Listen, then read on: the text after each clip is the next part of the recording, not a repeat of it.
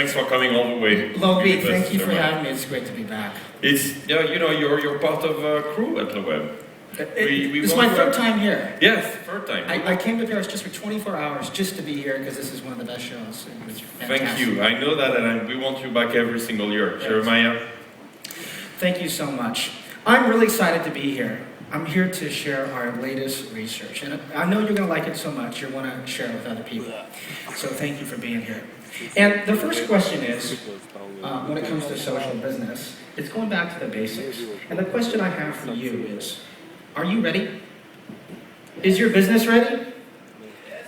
Well, I hear some folks saying yes, but a lot of companies are jumping in and they're not quite ready. And I'm going to show you what's happening in this space. Now, how many of you flew here? You know, a couple of you did, right?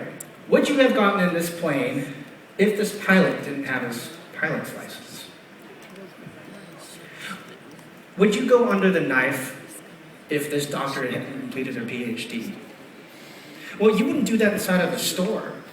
Inside of your store, your physical store, like these geniuses here at Apple, they've been trained, they've been tested, they know exactly how to work with customers. Yet we don't see that in the social business space. In fact, we see so many companies jumping into space, but they're not quite ready. So I'm excited. This is my latest report that I recently published. And we talked to 63 corporations, interviewed and surveyed a lot of folks, and conducted case study analysis to find out how ready are companies and what are the most advanced companies doing right and wrong when it comes to social business. Now, let me tell you about some of the challenges. First of all, social business has only been around in a formalized way for about 3 years. This data here was from Q4 last year, so it's still the same amount of folks. So, friends, this is like 1998 or 1999 for the internet. If you're working on social right now, you are really early. And I said that last year, and I think it still holds true today. This is a very nascent space. Yet, despite this, we've seen many companies have just blown open the doors and said anybody can create their own social account. Did you know, this is a factoid, that the average number of social media accounts that a corporation has for the large corporations is 178. I'll talk about that more in a bit. 178 accounts. It seems unbelievable, but I'll show you some case examples on how that's actually come to be true. You can see some of the channels that are most popular for these global national companies. And yet we're seeing companies actually rush in to try to integrate that, but they're not doing a good job. This is an older screenshot of the Washington Post. They tried to integrate Facebook in many different ways, 11 different ways on one single page. It's as if there wasn't a consistent experience. In fact, I actually think that if companies are linking to Facebook and Twitter from their homepage, they're actually doing themselves a disservice. I think that's what you should not do. Because think about it, why would you spend the last 15 years of your digital marketing getting people to come to your website, your .com, and you just send them away to Facebook and Twitter? Why would you do that at that point when you've gotten them there? So we haven't seen a really robust strategy to integrate these tools and aggregate and curate and provide other types of context. And lastly, what we found is that mainstream media is increasing the frequencies of stories on what we're calling social media crises. There's a lot of brands here today at LeWeb, and many of them, and some of them have gone through this. My friends here, Pete Blackshaw just walked in. He's one of the experts that's keeping his company safe. So we're seeing that companies are wising up to this particular space. So this is what we call the spiral towards social media sanitation. In fact, if you respond to your customers on social channels, if they have problems with your products, and you respond without having a strategy, I actually think you could be hurting yourself. That's right, responding to customers on the web can actually be hurting your brand. Why? Because aren't we just teaching them to yell at their friends to get our attention? Let me repeat that. If we respond to customers without having a real strategy in social support, we can actually make the problem worse because we're reinforcing that behavior over and over. And this is what we call social media sanitation.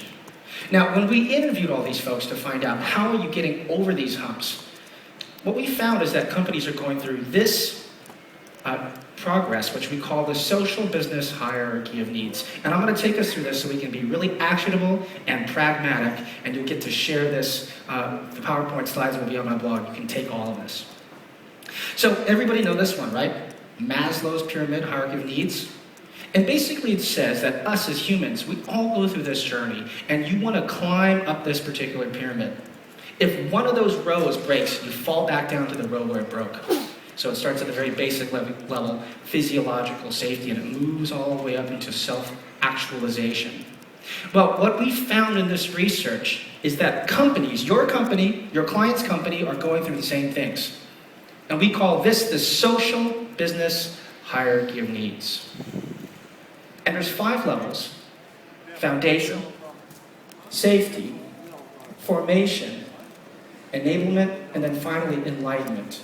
That all of these companies are going through this. And I'm going to talk about each of these levels. So I'll define each level, give you some examples, show you some data, and then we'll move through this.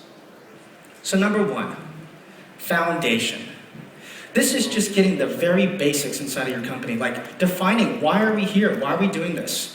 What are the policies that we need in getting education programs in place? Now, speaking of education, when we polled over 140 enterprise companies, we found out that most of them did not have education programs in place. Is Richard at Dell from here? He's one of those at Dell that's going around the world to actually educate all of he's right over there, to educate all of his employees on how to use these tools. And we segment this by novice, see the big bulk of intermediate, around 82 folks, and then advanced. So even the most advanced companies are in the dark bars, which you want to look for, and it means they strongly agree, are actually deploying these. So let's think about that. Just a fraction of the advanced companies strongly agree that they have good education programs, yet they're letting all kinds of employees use these tools. Friends, that's dangerous. Your brand's at risk, the sport's at risk. This is a lot of potential things that can go wrong. Well, here's what Dell has done in order to avoid these risks. This is called Smack Talk, or Smack U University. You can ask Richard about it. And they go around and train thousands of people in unconference style, and they have all types of resources, and even a certification certificate. Ask Richard what that looks like. I've seen it. Now, they're not the only ones. Intel has done the same. In fact, this is an internal program called Digital IQ. And with Digital IQ, you can take this online class inside of the company and get certified as a social media practitioner. You know, I like what Cisco's done. They have this FAQ that makes it really easy for any employee, written in plain English, on how to use these tools. Well, let's talk about the next level as we peruse through the hierarchy of needs. The next one is called safety. So once you've done the most basic things, this is about getting the right team in place. Now, if there's one thing that I'm known for in my research, it's these organizational models, and I want to quickly go through all 5. Many of you may be using these in your PowerPoints, or you've seen them before. Now, the first one is called decentralized. And this is inside of a company where anybody does anything they want on any social network. That's actually a point of high risk and a lot of inconsistent customer experience. The second one is called centralized. And centralized, when there's one small group, typically corporate communications or PR, that says, we're going to manage the entire program. The upside with this is you have a lot of control, but the downside is it may not look authentic. The third one, this is the dominant one, over 40% of companies are in this market, this particular formation, is called hub and spoke. Now, if you're a vendor or an agency, you need to understand this, because it means there's new buckets of money and enablement emerging inside the enterprise. And a hub and spoke is a coordinated team that's acting on behalf of a company. What we're starting to see an uptick of is what we call this multiple hub and spoke. And this is when different business units can deploy these tools however they want, whenever they want, on the sides of the company. They start to build these up. Now, the last one, which is very rare, less than 2% of companies at this time, is in what we call holistic. And holistic is when the majority of your companies are using these social tools across the enterprise, but yet in a safe and consistent way. Now, what about the teams? I was just talking to Pete backstage from Nestle about the composition of a social media team. Now, if you're in the hub and spoke or the multiple hub and spoke model, we tend to see that the average composition is around 11 folks. And at the very center, you can see there's that corporate social strategist at the top of that org chart. And they tend to work with cross-functional teams. whether it be on the left-hand side, the business units, the education manager, or a set of customer-facing folks called the community managers. Now at the bottom, you'll see the implementation team, the program team, the social media managers, analysts, and developers.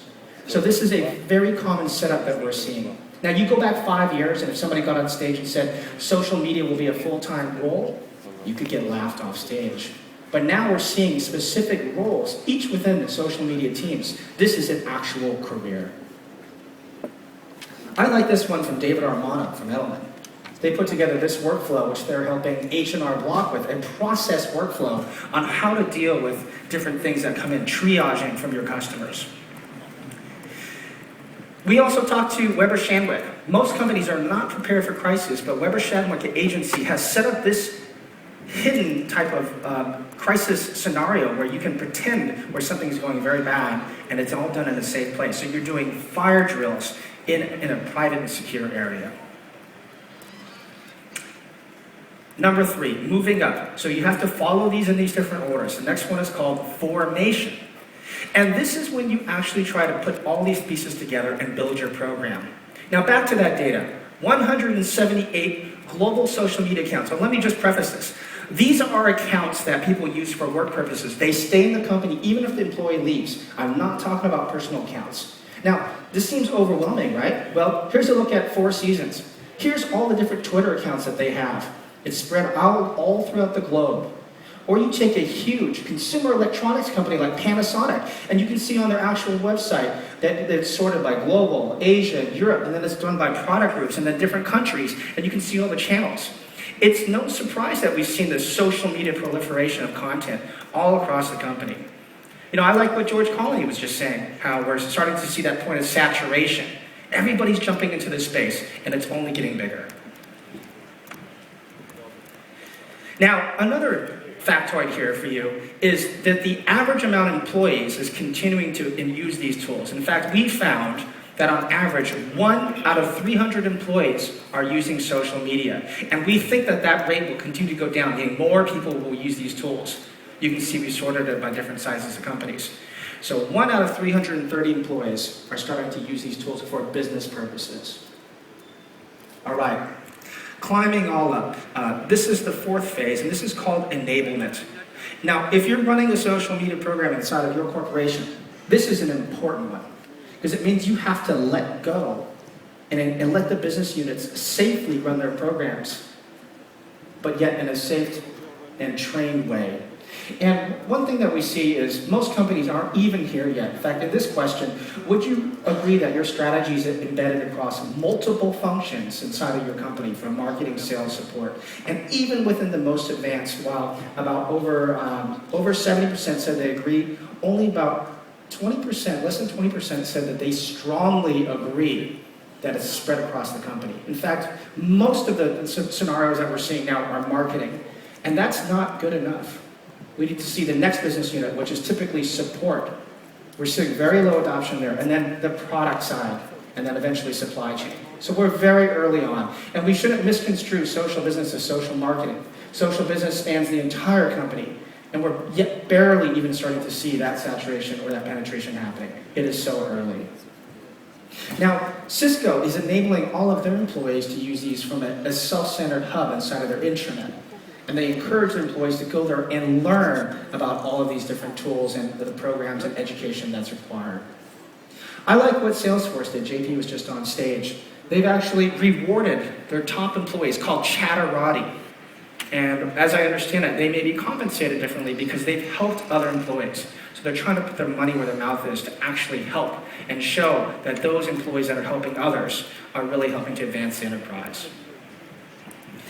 Now, lastly, this is the highest level. And the theme around today is around solo mode, social, location-based, and mobile. And one of the things that we haven't really talked about, I haven't heard it in the themes, is this data, all of this data, once you've gone up these different phases, helps your company to be predictive in understanding what customers want. And the opportunity here is to give customers information when they want it and how they want it.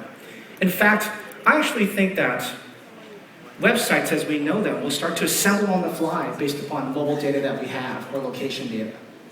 Now, when that future state comes, websites as we know them aren't even relevant. URLs, search, directories, are they really important? If we truly have social, location, and mobile data to send us content when we need it, it comes to us when we want it, or before we want it. That's what we call predictive. In fact, in this future state, advertising as we know it should go away. That's right. If social, location, and mobile data comes together and we can truly predict what customers want, ads go away. Instead, it just becomes useful information. Now, despite that, we are years away from this actually happening. In fact, most companies aren't even integrating this social data, let alone mobile or location data, into their existing customer databases. Take a look at these adoption rates. Even on the most advanced track, just a sliver of that dark blue. It is still very early on in this space. So most companies are still very far from achieving this state, which we call holistic. It's just too early. But a few precursors, some companies that are advanced in this space, we see Foursquare working with Starbucks in the Mayor program where you can receive free drinks. That's location, mobile, and social all coming together. Or Procter & Gamble, actually trying to make innovation come from anywhere. It doesn't matter have to be whether it's from an agency, from employees, it comes from all over the place. Or Dell, empowering their actual employees to submit new ideas how to improve their products and services. So this future state, we have yet to see a lot of companies in enlightenment. Now, to close things off, remember our friends at the Genius Bar? We all want to have geniuses working for us. Yet I encourage companies to get ready inside of the company first. Many of them aren't ready, and you can't take advantage of social, location, and mobile and rise to that pyramid. So to close off, I came here to tell you about getting ready, back to basics. And let me remind you about those 5 phases and what you must do and help your clients as they progress up this chain. Number 1 is set that foundation first. Get governance in place. Let your employees understand the rules. 2, get the right team in place. Prepare for crises. Have a process plan. 3 is formalizing the right org models. We look through those 5 different charts. And next is enable, let go. You have to let the business units run these programs on their own. It's the only way you're going to scale. Otherwise, you will fall into social media sanitation. And then finally, as you're collecting all of this data, weave it back into all of the things that you're doing and eventually build a predictive company. Well, I hope you share these slides. You can go to my blog or my Twitter account right now. I just tweeted them out. And you can share them widely under open research. I'd like to thank Christine and Andrew for their help in the research side, and I hope that you climb the social business hierarchy of needs. Thank you so much. I'm Jeremiah. That was incredible, Jeremiah. Thank you so much. Thanks, Louis. It's only an 11-hour flight after all, right? It's totally worth it. We're so glad to have you share with us, and you're really a visionary, one of the coolest guys I know in enterprise. Hey, thank you.